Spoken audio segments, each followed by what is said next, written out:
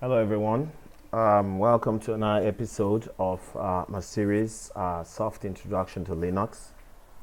Last time we talked about basic file operations on Linux. We also talked about permissions, which are very important. That will enable you to control access to files on your system and who can do what on your system. Okay, so today I'll be looking deeper into several topics. Let me bring that up. So we'll be looking at user permissions. We'll talk about how to create a user with a different home directory name, different from the default, which usually defaults to the name of the user you're creating. We will create a group and give access, give ownership of a file to that group and add people to that group to give them access to editing that file. We also talk about sticky bits, what they are and how to use them, and setting up setting the group ID on a folder and what are the implications for doing, setting the user ID on a file and what the implications are when you do so. We'll also talk about sticky bits and when we usually use sticky bits. Okay? All right. So we go down. What again will we be talking about today? We'll be looking at, we'll talk about masking permissions, what it really mean and how to use them in Linux, what the implications are. Running programs on Linux. I think I talked about that one, but we'll look at if we need to talk a bit about that. In running programs on Linux, we'll talk about installing. We'll talk about install using Ubuntu repository, installing using the Debian file, and then adding programs to the system path and what system path actually means in terms of with respect to Linux. Then we'll also talk about two ways to use the change mode command, absolute mode and symbolic mode, and how this relates to altering permissions on your files and directories. Okay, so in this episode, I'll be using a virtual machine, VirtualBox machine on Ubuntu Linux. It's already running. This is the virtual machine. I've set it up already. I can close this. I don't need this. So let's go to the virtual machine immediately and quickly talk about creating a user with a home directory with a different name. Okay, so let me click on this. Okay, so this is an Ubuntu in a virtual machine inside my Ubuntu. Okay, so let me clear this up. Okay, so first of all, let's begin by creating a user with a different home directory name. Let's call that Agbada. How do they spell that? Agbada. Okay. All right, so let's create that. Okay, must be an absolute path. So it actually gives us room to create this home directory for this particular user anywhere in the system. We will take the default location, which is /home. So let's create that one. We ask us for this password. We use a normal simple password, and then you ask us for different information. We say we use what we've been using previously. Room number 3, work phone. I hope I remember to show you this, where this information is stored and how you can access it and use it anytime you need to. Okay, so order and then ask if that is okay. That is fine. So let's go into the home directory. Let's clear the screen. Let's see. Okay, so we have Agbada. Agbada belongs to Coco. It's a different name. Normally, by default, it should have created a home directory called Coco, but in this instance, I'm trying to show you that it's possible to give a different name and the system will use that to create that home directory. Okay, so let's change into Agbada and then change into switch user to Cocoa so that we can create a folder, a file in there. So let's see what's in there. Okay, let's use the A. Okay, so we have those files, which is basic. Okay, so let me create a file, a simple file. I can just touch it. I don't need to write anything into it. So let me just call it demo. Okay, so let's list that. Okay, so demo is there. Now if you do demo list demo, you see that it has let me zoom that in a bit. It has the following permissions. The owner has read and writes, no executable permissions. Group owners have read writes and no executable permission, and every other person has read only and no other write and execution permission for that particular file. Okay, so now we're going to create a new user. Okay, so let's call let's get out of here so that we can create a new user, because to create a new user you need to be admin, and Coco isn't, but George is. Okay, so let's create a new user, add user, call it guard user. Okay, and yeah, let's do that, guard user, and password, let me call that guard, just simply guard user.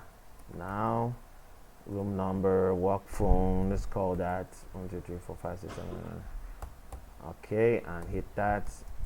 All right, so let's list what we have. So guard user, Agbada, remember, belongs to Coco, but in this case we created a user called guard user, and of course by default a home directory also called guard user will be created, and a group 2 will be created called guard user. You could also specify a different name for the group for that person, for that user. Okay, so let me come down here a bit. Let's go up. All right, so that is that for that. So we have that. Now we were trying to show, first we've shown that we can create a user with a different name from the default name for its that user's home directory. Then the next thing we need to do is to see how we've created a new user called guard user. Now we're going to create a group. Now we're going to change the group ownership for that demo file in Coco's directory to that new group. And then you will see that it is possible for one who isn't Coco, but part of that new group we are going to create, that has ownership of that file, to be able to work on that file even in the directory of Coco. So let's create a new group. So we say sudo group. Let me double tab group add, or add group. Let me double tab this. Do we have add group? No, we don't. We have group add. The name of the group, let's call the group guard experts.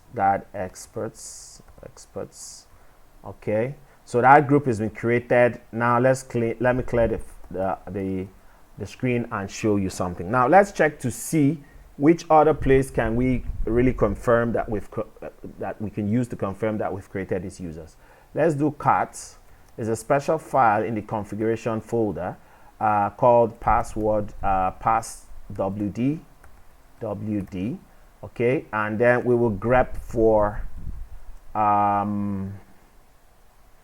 let's grep for several things. Let's grep for, I think we created guard user. Okay, and we also grep for guard experts. Let me bring this down here. Okay, so we also guard experts. Okay, all right, so we have that. So we have this guard user, that's the guard user, and you can see the information we find there. I would have loved it to be on a different line so that we'll get to, okay, guard experts did not appear. Oh, okay, that's strange. Let me put something here, put something at the end and do that. It still didn't appear. Okay, let me cut that file without that grep. Okay, sorry, guard experts, it's a group, so you won't see it here. Okay, so let me just do this one. It's a group, so you won't see it here. So okay, so this is the group ID, user ID, group ID for guard user. The name, the first name, the last name, the first name, the last name, phone number, the home directory, and of course the bash shell that is used by this user. So if you cut the contents of that pass WD file, you will get the information for all the users on your system. Now for groups, let's do that for groups. Let's go back here. Let me get rid of this. We don't need the E options because we're just doing one grep. Then we come back here, get rid of this and do group. I think I'm wrong. There's no S there. Okay, it's not there. I think there should be an S at the end. No. Okay, so hold on. Let me cut that file. All right, so let's, okay, guard experts without an S. Okay, so it should be an S at the end and no S here, and then we cut that. So that's it. So we created a new group, 1003, and then of course the group doesn't have a password. Right now it's X, but if you do have a password, of course, it will appear in a certain format. So, but let's leave that. Okay, so we have the group created. We have guard user created. Now we have a file that's created inside the Coco folder by Coco, and we want to change the group ownership of that file to guard experts, and then add guard user to guard experts so that that guard user can be able to alter that file. Okay, so first of all, let's try something. That's the demo file. Let's switch to guard user. Okay, let's see what happens. Password is guard. I think that's okay. So you're now guard user. We know this because our prompt has changed and it says the guard user. Okay, so let's try to work on that demo file. You see there, it says read only. That means you can only read that file. Now, why are we only able to read that file? Let's see the permission set on demo.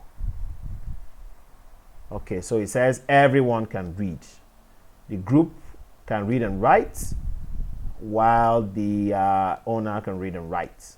Okay, so we would have simply done the same thing by adding guard user to the Coco group, and he will be able to read and write that file.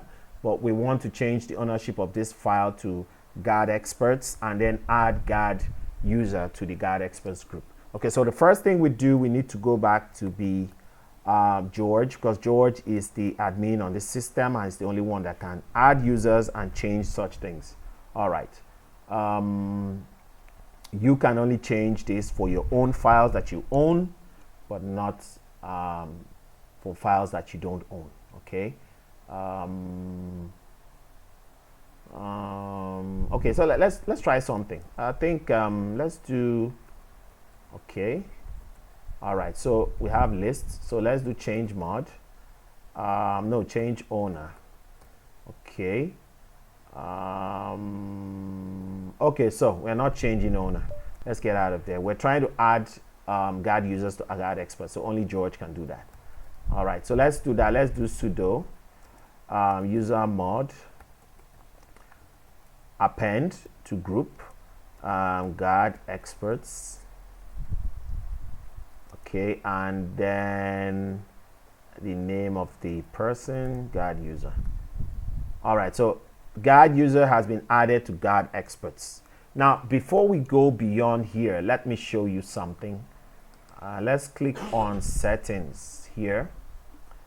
Now, in the terminal, let's go down to users. In the terminal, you can practically do a lot, but here you're limited. Okay, not this. This is not what I want to show you. Let me bring up Nautilus. Okay, so here in Nautilus, I'll make it a bit bigger. Now, I can actually, let's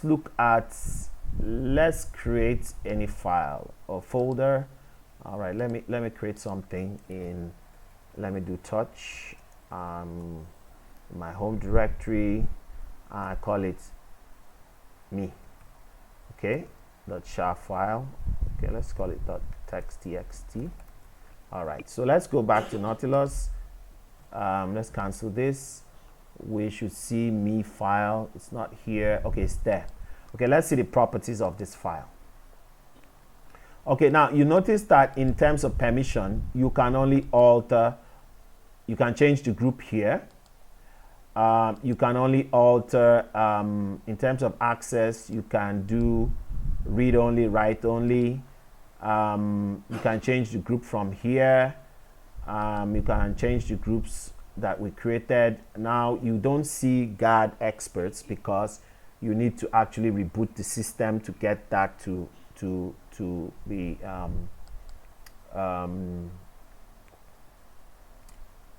you need to reboot the system to get the system to see that new group you created and have it listed here. For now, it's not there. So here you can do read only, write.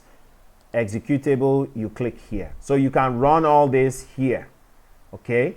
But the terminal gives you opportunity to give to have more fine-grained control of what you're trying to do. Most things you can do in the terminal, but not from the Nautilus. So let's close this. We have that set up. So what we're going to do is we're going to restart this virtual machine. So let me do that as the admin, sudo restart, shutdown restart. I think there's a restart command if I'm not mistaken. No, it's not there. So you have sudo shutdown and restart. All right, so I think I should have done now. All right, sorry, let me do now. Okay, so that's restarting. Let's put this one down. Okay, all right, so let's look at what we're trying to do today. Okay, so we've created a group and we've added users, and we're going to change the ownership of that demo file to that guard experts group. Then we're going to add the guard user to that guard experts group, and then because we added that added the guard user to the guard experts group, the guard user will be able to write to that file. Previously it was only in read only mode for that particular user because he doesn't have the permission to do that. You can actually even restrict someone from changing into the home directory of another user. I think for me that's the best practice for any environment we have a lot of users. I wouldn't want someone seeing the files that I haven't explicitly given them permission to see.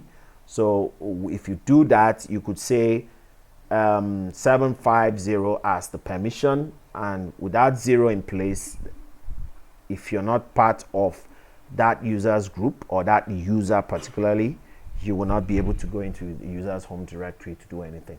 Okay, so we will, after that, we will talk about, after we've done this, we'll talk about sticky bits and setting the group ID on a file, and you will see how that plays out and why that is used in most cases. All right, so let's go back to, okay, it's booting up. Take a few minutes, just give it some time. Okay, all right, so let's see, perhaps we could be doing something else while we wait for that. Okay, I would be doing a demo with that, so we need to wait for that to come up. So after that, we'll look at this, we'll look at the log df file. Okay, so let's quickly talk about mask if the time will permit us. Okay, still booting. Oh, it's done, so we're out of time. Okay, so you see the 3 users. Let's click on this. Oh, all right, so let's have that come up.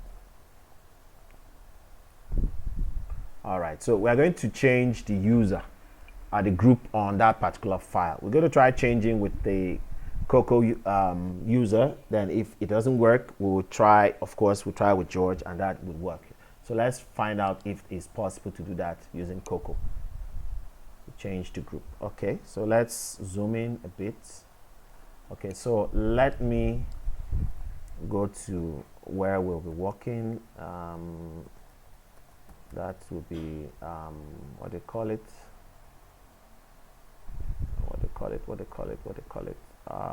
okay, here. All right, so let's go into our other group. Okay, I don't think this will work. You have to be sudo to be able to do that. Okay, so let's become Coco. Okay, we've done that. Let's do change group of what's the name of the group? Guard experts demo.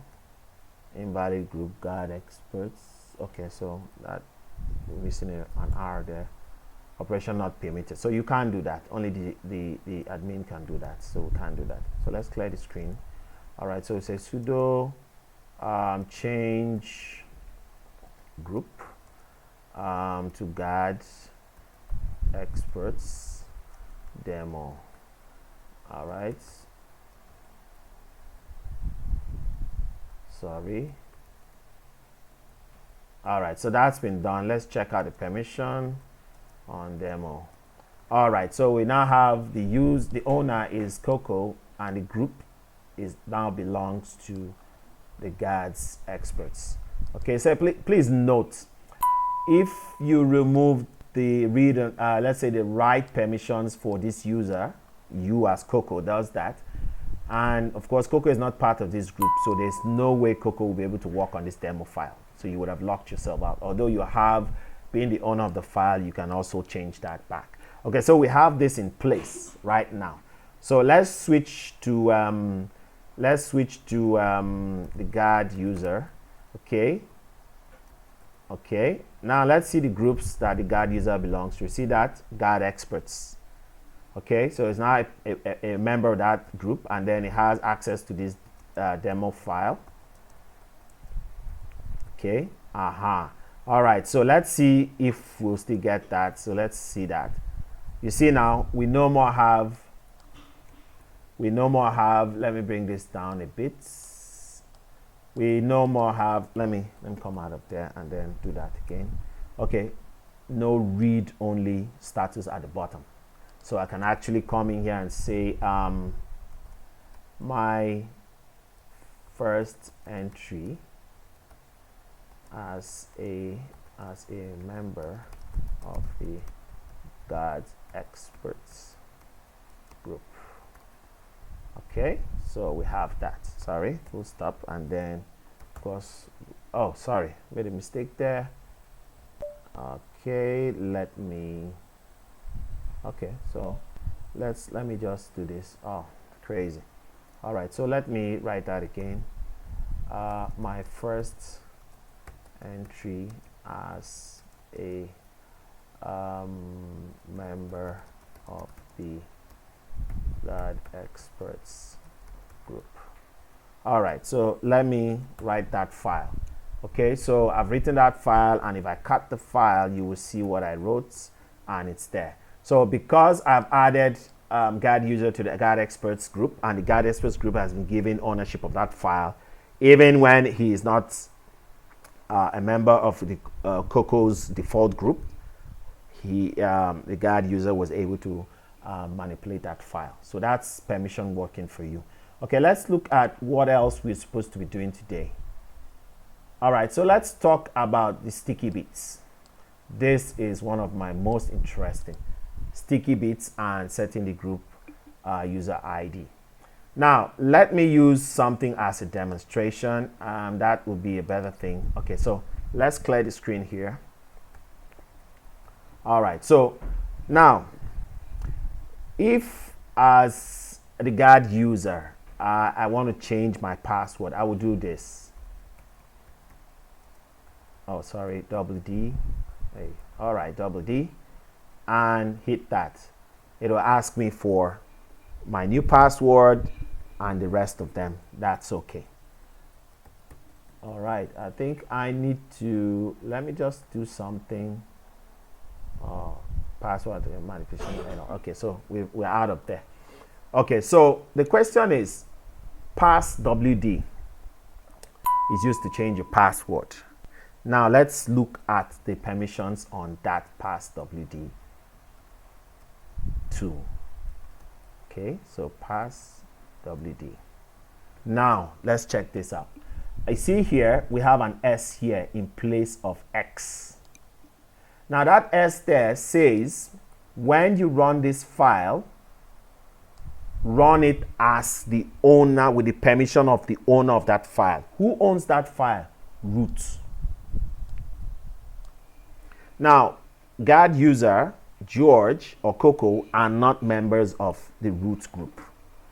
But because this pass WD is needed by them to change their own password, the group ID was set.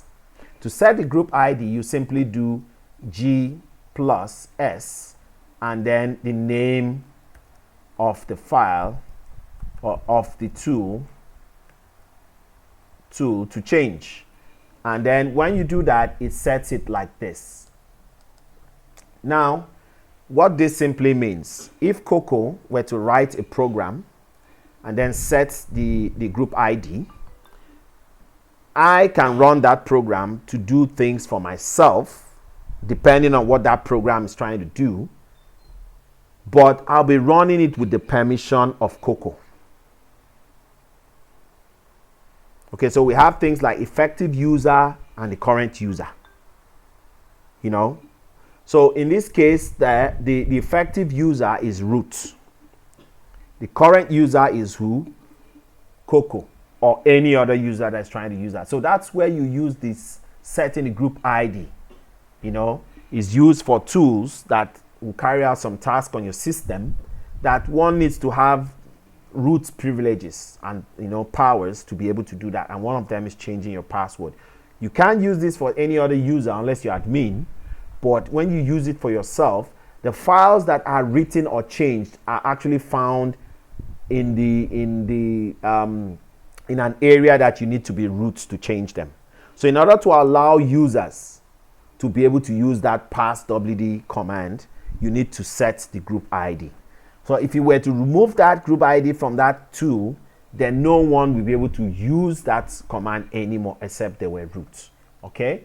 All right, so let's look at the second one, setting the sticky bits. Now this one is fun. Now let me go into the temp folder where I usually work. Now the beauty of using a virtual machine is that I'm playing with permissions. So in case I do something wrong and change permissions of a certain file that I shouldn't, it won't destroy my system. It will simply crash the virtual machine. And of course, I have taken a snapshot of the machine. So if the current one I'm using gets destroyed, I'll just go back to the previous snapshots and of course, do what I need to do. So that's why I enable snapshots, so that if I make a mistake, I go back to the previous snapshots and then bring up my machine instead of installing a new virtual machine, which will take a bit of time. Okay, so let me clear this screen. All right, so let me zoom in a bit. I hope we can see. Okay, let's do lists. All right, let's do lists L. Now I want to show you this. Now check this file out. That's for my VMware. And then look at this. You see this T at the end? That's the sticky bit. Now, what does the sticky bit do? Or what is it used for? Now, assuming I want to give access to a lot of users to a certain document or folder, all I simply do is set the sticky bits. In fact, a folder. Set the sticky bit on that folder. And what happens is that anybody can read that file and write to it, but you can't change the name of that file or delete it. Now, there's this slick thing you could do. You could put a file, have many people on the system, put a file that monitors, that takes record of the history of their commands they're running and writes to that file. They will be unable to delete that file or rename that file. But of course, they can change that file. So all you simply do is remove the option to be able to alter that file. So they can read it, see what is there. If you want them not to read it, of course, you know what to do. Change the permissions and they'll be able to read it. So in this case, I can play around with this file. Let's see if it's a file. Let's use the F option. It's a folder. So I can play around with this folder, but I cannot rename that folder nor delete it. So I could have a folder I want my log files to be written to. I would set the sticky bit on that folder. Different applications can write to it, but they cannot rename that file or that folder or delete it. So that is one cool thing. Let's go into that folder and see what is there. Okay, there's nothing there. Let's use the A option. Nothing is there. It's empty. Okay, so that's that for sticky bits and setting the group ID.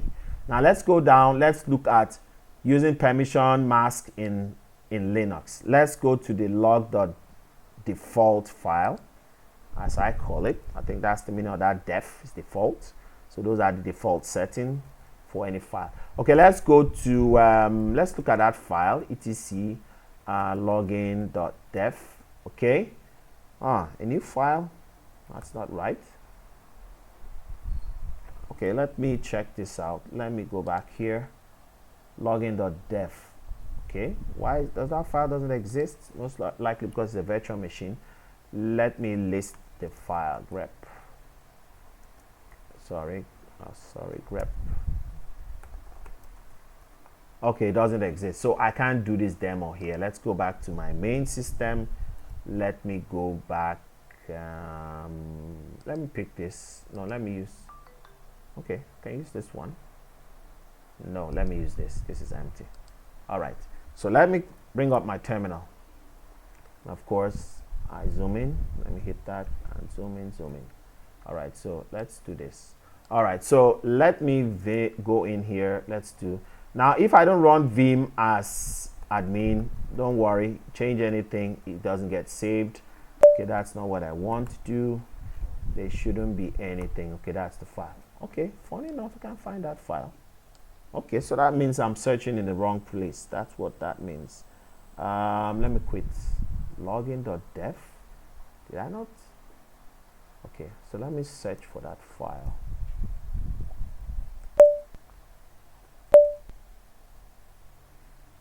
Login. Oh, DEFS. Okay, so most likely is in that other area. So let's click here. Let's go back here.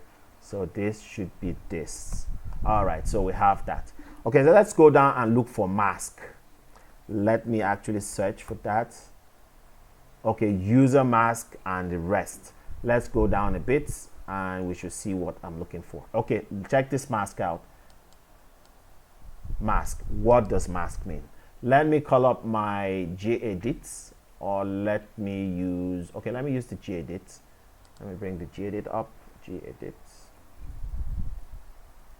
All right, so there's gedit editor.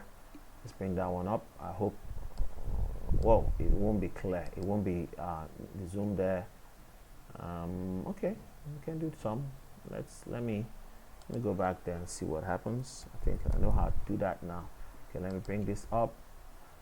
Come back here, click here, go to preferences, fonts, do this, click this, and let's hit that. Let's make that 18 and select. All right, so let's, maybe we'll make it a bit bigger. Let me go back and do this, and then come here, hit this. All right, click that, it becomes bigger. All right, so here we have umask. Umask is 0022. All right, what do we use this for? Default permissions for everything created. Directory files is 777. But 777 actually says the owner can read, write, and execute. The group can read, write, and execute. Whatever group is owning that folder or file, it might be the default user group or a group that was added or given permission to own that file.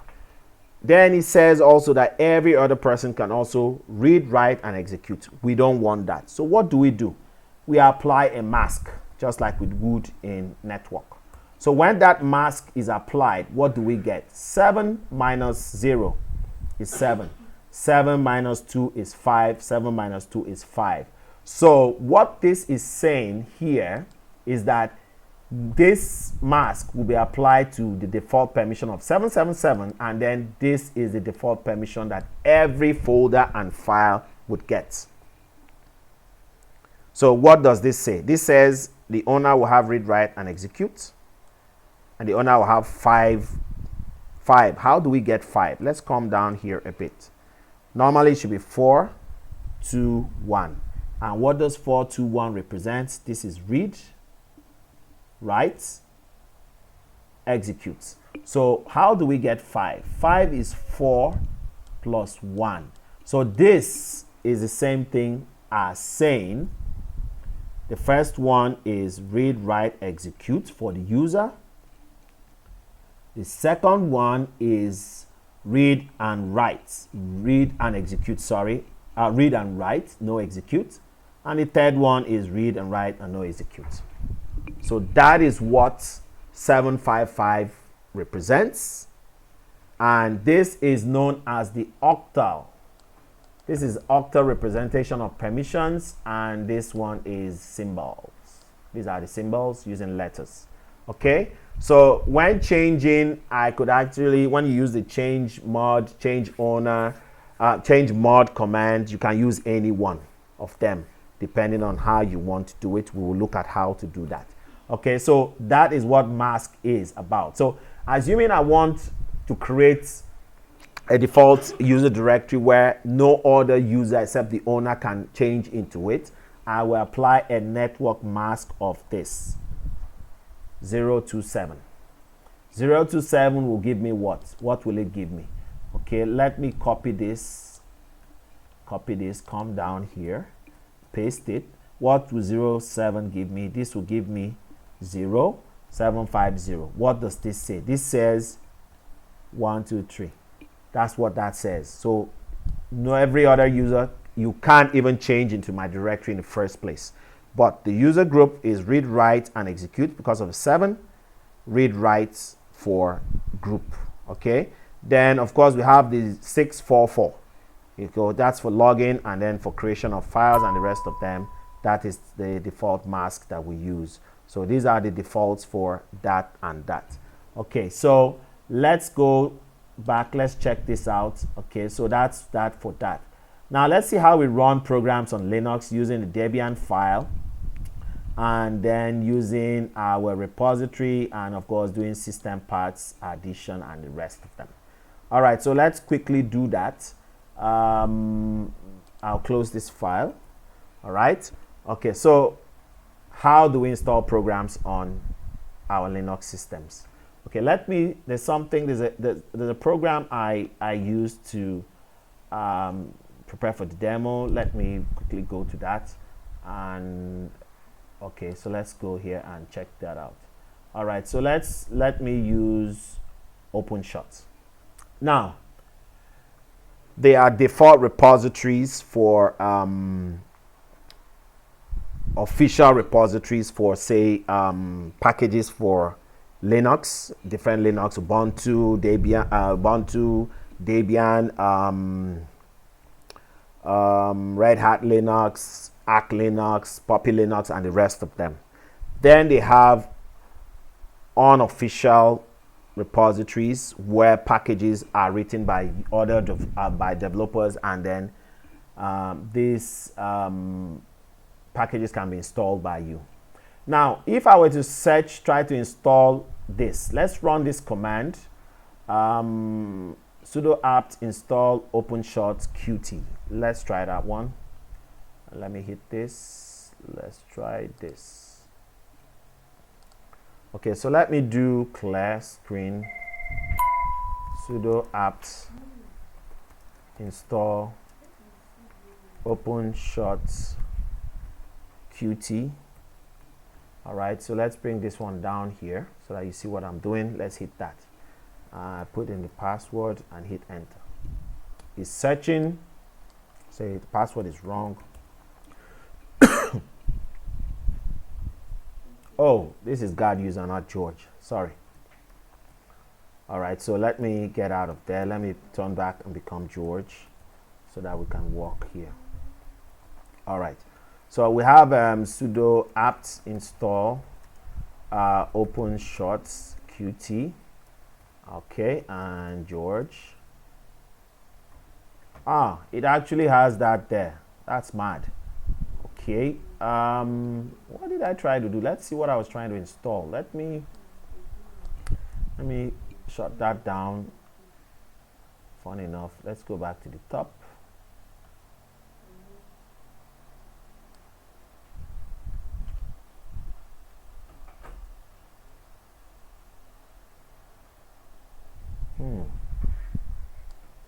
Okay, so OpenShot seems to be there.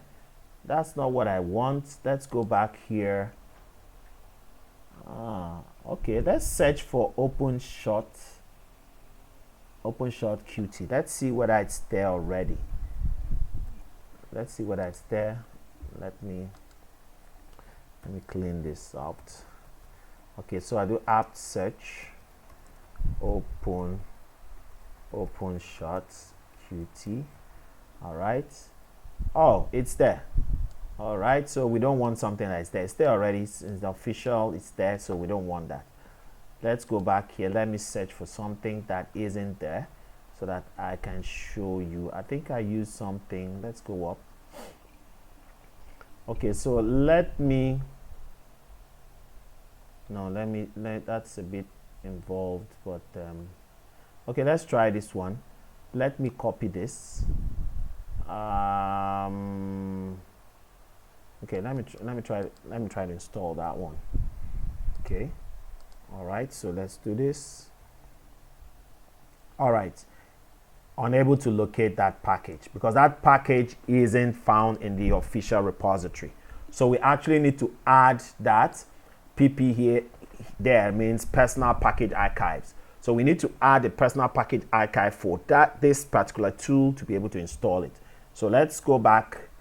Okay, sorry, I'm doing this in the virtual machine, and so it will act like I was on my own system. So this is the this is the PPA we need to add to be able to work with them to find that particular package we're trying to run with. Okay, so let me clear the screen. Okay, so let me install it. Let's bring this down and let's see what let me do this a bit so that okay, so you see all that, that's what it is. Let's hit enter. All right, so all right, and it tries to install and enter, and of course it updates. Remember I told you yesterday, when you run sudo apt update or sudo apt -get update, all it simply does is update the information for packages in your system. It does no installation. You want to do the actual installation, you will now say upgrade and the rest of them. Okay, all right, so now we've done that and automatically it has updated. In the older versions of Ubuntu, it won't update automatically for you. You have to do that manually, but this time around, if you are adding a repository, normally we would expect you to update your package list. Now we can install this by running this command and it will find it. Remember we did that previously, it didn't find it. This time let's do that and hit that enter. There you go. So 124 megabytes will be installed and the application will go through. Okay, so this here demonstrates how to install using repositories that you add or the ones from the official repository that exists. So some packages are there by default, others you actually need to add them. And then you see cases where there are different versions of Apache. The one that is in official repository usually is not as up to date as the one offered by third-party developers and companies. Okay, so we've done that. So now let's look at installing using a Debian file. Okay, Debian package. Let me look at my agenda and see. Okay, we've done repository. Let's do Debian file. Okay, so let me look for an application that we can get from the net and quickly install that. Sorry, it will take a bit, but we will quickly do that. So let me go to my Firefox. Okay, remember I'm doing all this stuff from my virtual machine. When you want to do stuff, even I, with my level of experience. There are certain things, if I want to do them, I first of all do them in a virtual machine. So whatever I need to break, I break it there, and then when I get it right, I go back to my main system and run that. So let's say VS Code. VS Code. I hope I haven't installed it here already. Download. Okay, let's do that. Okay, so this is the download for Mac and all that. So let's do that. Okay, sorry. Let me zoom in a bit to. All right, so that's for. Okay, let's click this. Windows installer for Debian. Okay, Ubuntu uses Debian. So let me copy this link, and let me see if I can use my wget. Let me use my wget. Let me go into the temp folder so that that file will be deleted later after installing. Let me see if I can use my wget to get that. Okay, download. No, it won't work. It definitely would not work. That isn't pointing to any file. Let's click on this. Oh, sorry. I think that's what we're supposed to have copied the link, not the one I just did. Okay, so give it. Okay, it takes us here, and it will now very soon that will come up. Okay, this is not what we want. Let me close that. Let me go back. Let me go back and actually copy that. Okay, let me copy that link. Okay, it doesn't even give me an option. Let's see. Okay, just ask me to. Okay, let's still go forward. I want to show you how to use the wget tool to download files. Okay, which is this. Okay, you have chosen to open this. No, I want to save that file, so let me save it. That option. Okay, so let's give it 11 minutes. Wow, I hope it's faster than that. Wow. Okay, 14 minutes. That's a lot of time, which we don't have.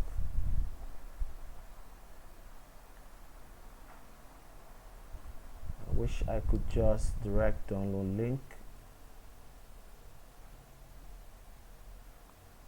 Okay, wish we could just take that one. Let me copy link. Let me see what wget does. Take it back. Okay, so it does the same thing.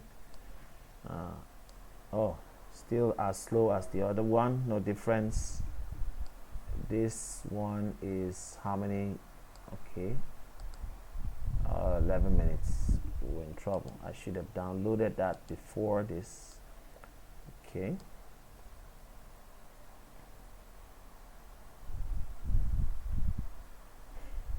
Okay, so let me look while this is downloading. Let me quickly look at the other location. Let me see if I can pick up something from here that I had previously downloaded so that I can. All right, let me come here. Okay, let me bring this. Let me see download. Let me see any of these files. Alpine or Overdrive. This. Zoom. Shared folder. I don't think I've set up my shared folder. Okay. Zoom. Keybase.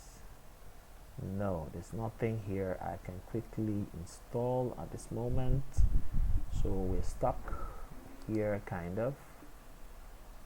Okay, I'm actually okay.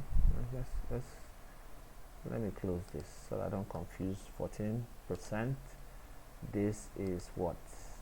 4 minutes left. Okay, so let's kill this one. Let's kill this one. Let's kill this. So you can actually use the wget tool to download your files directly and then work on it. Okay, so this says 14 minutes, 8 minutes, 4 minutes. Oh, it's jumped up again. Okay, 8 minutes, so we do that. Okay, so while that is downloading, let's come back up here. Okay, so let's look at absolute mode and symbolic mode for user setting up user permissions and the rest of them. Okay, let's look at absolute mode. Okay, so in this mode, file permissions are represented by a 3-digit octal number. Let's do that one quickly. Let me do a simple demo here. I think I closed that one. Oh, this error, main decoder error, buffer deadlock. I hope I haven't done something that will cost me dearly. Okay, let's do this one. Okay, so we're back in this workspace. Okay, so let's come in here. Let me go into the temp folder. Okay, so while that is coming up, let's do a demo on how to use the octal numbers to change permissions and what those octal numbers actually mean. Let me zoom in a bit. Okay, so let me create a file. Touch demo. All right, so that demo is there. Let's do lists demo. Okay, all right, bye-bye. All right, so you see here we have read write for user, read write for group, and read only for every other user. Now let's make, if you look at the text written here, it says absolute can be used to change permission for all users. How is that possible? Okay, let's look at this. How is that possible? This for all users. Okay, I want to make everything here. I want only read permissions for everybody. So what I simply do is change mod. We are using octal numbers. So read for everybody. Remember I said 4, 2, 1. Read is 4. So read for everybody is R. Read and then demo. Invalid. Okay, sorry, change mode. Let's see, change mode should be, oh sorry, we should do plus read. Want it read for everybody. So let's do equal to demo. All right, so let's do that again and see. Let's see LL demo. All right, you see is read for everybody. That equal sign character we used overwrites everything that existed previously. If you use a plus, it appends to any permissions that were there. You use a minus sign, it removes from any permissions that was there. But if you want to change everything and simply just say, okay, I want everyone to have read access, you use the equal sign and it will change everything to read access. So that has been changed. Let us change it back where we have read, write, and this. Okay, so we'll say, let's come back here. We'll say for user, that's the owner, have we already have read. Remember we have read here, so we're going to append write to it. So put W, comma, for group the same thing, W, and then for every other person that's okay. We don't need to change anything, so we just do that. And then when we check that again, we have read, write, and write. And of course here we have read, write, and then write. That is the way it works. Okay, so now let us remove the writes for groups. Okay, let's clean this. Let us do lists demo. Let us remove the writes for groups. Okay, so we will do change mod, remove writes, and of course it's for everyone, not group, sorry, everyone, which is A, and then demo. So we do that again, and there you go. Oh, it changed for everybody. It knocked out everybody. Okay, so we knocked up for all 3 people. So for us to be able to work and leave that as it is, let's go back. Let's do you have to explicitly say for this user, for that user, and the other user. So if you do A minus, it represents every user and it gets rid of every user. If you use U, it's for the owner. If you use G, it's for the group only. So to be able to change each one at the same time, for this case, you can change all 3 at the same time. To be able to do that, you actually say user, I have write. So let's put in read group. We put in read2 and then that, and we hit enter. And then when we do list demo, we have, okay, we don't have that. What is the problem? Okay, so the A at the end is causing our problem. So let's do orders. O plus read. Hit that, and then we did that, and we are back. So we have orders. We represent every other thing. If you use A is going to change everything. Okay, so in this case, we're trying to do individual changes. So we had to use orders. So we have a symbol, a letter O, which represents orders. Then A represents everyone. So you want to change everyone to write, you do A plus W. It writes A minus W. It removes all the writes for everyone. Then you can specify specific users. Okay, so that's that. Sure I was doing the right stuff. Oh, digital octal number. I'm sorry, I was actually doing that for the symbols. That what we did was for symbols and not for the absolute mode. Okay, absolute mode, you use numbers. So let's do the same thing using absolute mode. This was for the symbolic mode. Okay, so let me clear the screen. Let me do list L demo. All right, so read, write, and write. Okay, so if we do change mode, let me change the first one to read, write, and execute 7. For only read 4, and the last one read also, and you have demo. So we do list demo, and we have that. So we have read writes, which is 7, read write and execute, which is 7. We have read, which is 4 for group, and we have read, which is 4 for every other user. So you can use this octal number, which represents permissions, or you can use the symbols, which is RWX. Read for R, W for write, X for execution. Execution there is referring to your ability to, if it's a directory, to change into the directory. If it's a file, to run the file like a program. So if I didn't want you to get into any file, I will simply remove the execution bits on that file. And for that, you will not be able to change into that file. Okay? You won't be able to execute any command on that, on that folder. And we will get in the folder. Okay, so let's see what our downloads, where we are. I think we have issues, if I'm not mistaken. Okay, that file has been downloaded. I saw something else. Okay, let's close this one. We have the file, so we don't need this anymore. Close that one. All right, so let's go to the download folder. Let's go here. But remember that what that means? That means that tilde represents /home/username. Okay, so let's go into the directory. Let's clear this and list. Okay, so we have a file there.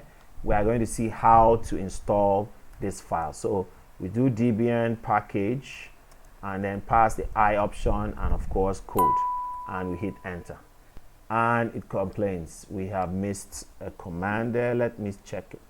Okay, hold on, let me make this a bit so that we see what we're doing. Okay, so let's go back. Okay, oh, sudo, I said sudo. Okay, sudo, hit enter, asks me for the password. Must be admin to install any package on your Linux system. It must be in the sudo group. So if you want someone else to be able to do what you're doing, you add a person to the sudo group, and to do that is quite simple. You come here, and this is the command. If you want to do that, you will simply say sudo user mod and append g and sudo and username. That's the way you add it. Now be very careful. If you don't use this option A, it will remove you from every group you previously belonged to and add you only to the pseudo group. That means you lose every other thing. So if you try this out on your system, you don't put the A, and maybe you're trying to add someone to yourself to a new group you just for a program you're trying to run. If you don't put that A option, you will get removed from the pseudo group and every other group you belonged to previously. And then when you're working, then it will not complain.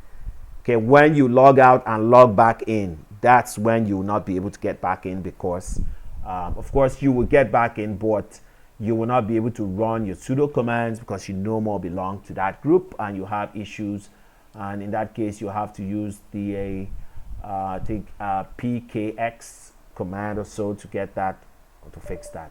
Okay, so but be very careful and remember to do that to avoid being logged out or having issues. Okay, so this is still unpacking, so let's give it a few moments. Okay, so that's how we install a package using the Debian file, archive file, binary archive file. We simply run using this. This is the main tool that does installations on the system. apt and apt-get, apt-get simply run this behind the scene to get things to work. Okay, so let's but generally apt and apt-get are a bit easier to work with. You know, there are a lot of stuff they do behind the scenes that you don't need to bother yourself about. But when you're installing from this file, a Debian file, you need to use this to run that. Then, of course, you could use the snap VS Code snap package. In that case, you simply do sudo snap install the name code and it installs it. So VS Code is here. Let us launch it. So say VS Code, and there you go. Oh, sorry, it's called code, not VS Code. All right, so let's see that. Then, okay, that's your VS Code. Let's close that. Now let's look at the next one where we talk about path. We did not talk about, I talked about, okay, system paths and how to add to it. We will quickly run through that as I briefly come to the end of today's demonstration. Let me come back here and, okay, this is what I was seeing. I don't know what that is, but I don't need it. Okay, so, all right, so let's clear this. Let's check something out. Let's go to our home directory. Now, I'm going to create a file here. I call it demo. Perhaps I have a demo already. I don't. Okay, so demo sh there. Now, in this file, I'm going to say shebang us user r bin env no, that and bash. Then we have echo. My name is George. Okay, all right, so let me write that file. Okay, so let me change that file and make it executable. Let me set this plus for everyone and demo, and it's there. Now, if I wanted to run this file from where it is, if I try doing just demo sh, it doesn't run. No such command exists. That's because several when you run passing the name of a command you think exists or the one you've created, the system checks several places to see if that file is actually there. Okay, so let's see those places where it checks for this file. Let's do path. There. Now, if you look carefully, on Windows, the path is separated by a semicolon. On Linux, is separated by a colon. So it checks here if that's such a command with this name demo.sha exists. It doesn't. It checks here. It checks here. It checks here. It checks here. It checks here. It now checks here. Then it checks here. Then it goes to check snap /bin. It doesn't see such a command. It doesn't exist. Now, In Linux, you can't just run commands from anywhere in your system. To be able to do that, there's a special syntax to be able to run command outside the path. Now, this command is found in my home directory. So to run it, I'll do full stop, period, / the name of the file, demo.sha. Now, the reason why auto-completion worked with this is because I have already set the execution bit on that file. If I hadn't, it won't come up on autocomplete. I'll actually need to type it out. So if I do this now, it gives me that output. Now, I don't want to be doing this. I want to be able to run this file from anywhere in my system. So what do? Let me create a folder here. Make directory bin. All right, so I've created a bin folder. Now, I want to add that bin folder to my path so that I can put this script in that folder and I can run it from anywhere in my system. So let me clear this up. Let me edit my bash rc file. Now, let me add that and we'll see why that's important. I can add it anywhere. Okay, let me add it here. Okay, so my addition. Okay, my addition. Okay, so I say export path equals to, then I export path colon, and I now say home / bin. It was small letters, so it's that bin. Now, path there represents those paths that I showed you earlier. Home there is an environmental variable for my home directory. If I do echo home, it will show me / home / George. Now, I have created a file in that location called bin. So rather than type out / George / home, instead of typing / home / George, I simply just call it home, put a / and then bin. So this will be added to my path after my path, not before my path, and then you will see it when I do echo. Okay, so let's get out of here.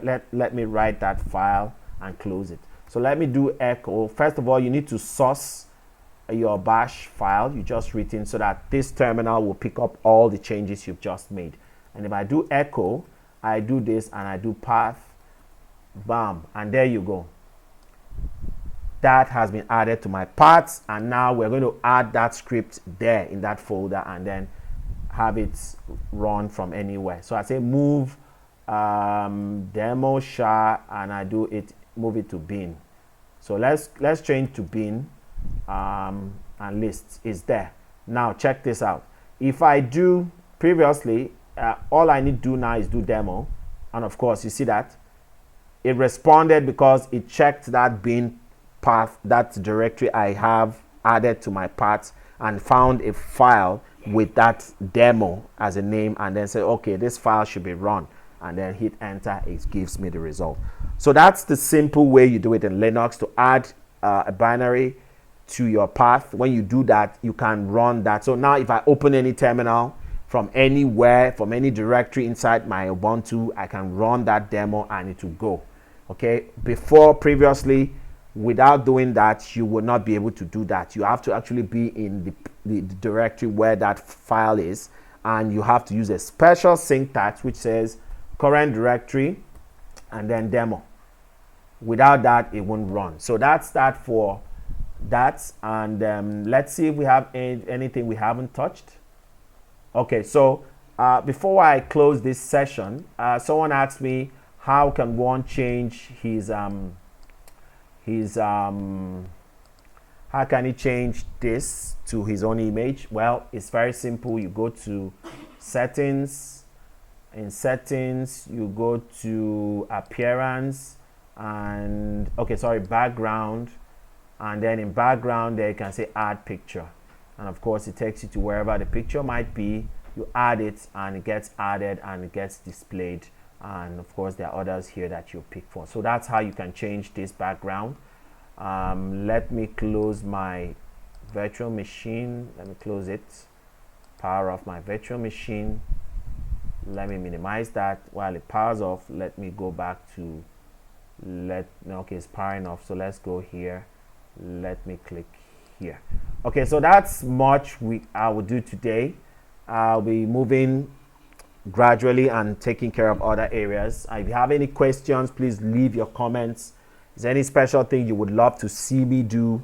I will gladly see what I can do to add it to my demonstrations and labs, so that you get to understand how easy it is to use Linux systems and become used to and make good use of your Linux system. If you have one, if you haven't, you can join us. So thank you for watching. Leave your likes and your comments. Till next time, I wish you all the best. Have a nice day. Bye-bye.